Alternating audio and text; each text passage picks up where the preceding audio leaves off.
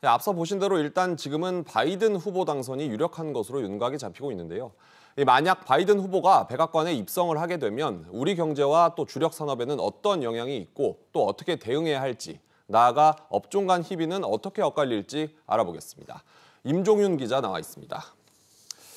임 기자, 네. 트럼프 대통령의 자국 우선 보호주의보다는 이 바이든 후보는 다자주의에 기반한 통상 정책이 예상되죠? 그렇습니다. 통상 정책의 변화가 일단 가장 빠를 것 같은데요. 그동안에 말씀하신 대로 양자주의, 그러니까 양국 간의 어떤 그런 중심에서 이제는 다자주의, 여러 나라가 함께하는 그런 다자주의로 회귀가 될 가능성이 높아 보입니다. 때문에 트럼프 정부가 취임하자마자 탈퇴했었던 TPP, 즉 환태평양 경제 동반자 협정에 미국이 재가입할 것이다라는 분석이 좀 많이 나오고 있습니다.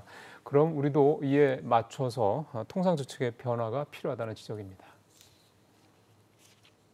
미국이 TPP에 재가입을 하면은 우리도 이제 따라서 가입을 해야 되는지, 경제적 혹은 그 경제 외적인 손실은 어떤 것인지를 좀 잘 파악을 해봐야 될.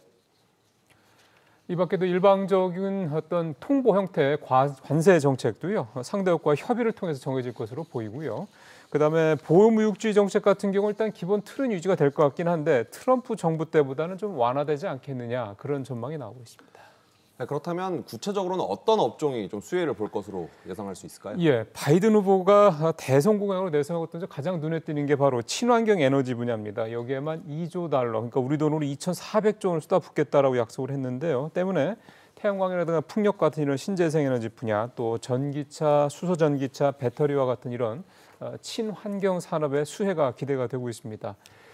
중국에 대한 견제가 지속이 되고 있어서 반도체 분야는 단기적으로는 부담이 좀 될 수 있다는 얘기도 나오는데 중장기적으로는 별 영향이 없을 것이다라는데 대체적으로 전문가들이 얘기를 좀 하고 있습니다. 들어보시겠습니다. 우리나라 반도체 공급망이라든지 판매망으로 봤을 때 미국의 대선이 우리나라 반도체 산업에 미치는 영향은 크지 않을 것 같습니다. 이 반대로 또 불리해지는 분야도 있을 것 같은데 예. 어떤 것들이 있을까요? 트럼프 대통령이 재선됐을 때 유리했을 수혜를 입었을 만한 업종이 바로 이제 말씀하신 대로 반대로 이제 불리한 업종이 되는 건데요. 네. 앞서 말씀드린 대로 바이든이 청정에너지 투자에 집중할 예정인 만큼 정유와 같은 이런 전통 에너지 분야는 규제가 좀 더 많아질 것 같습니다. 대미 수출 제품의 높은 수준의 노동 환경 기준이 요구될 가능성이 큰 것으로 관측이 되는데요. 전문가 얘기 들어보실까요?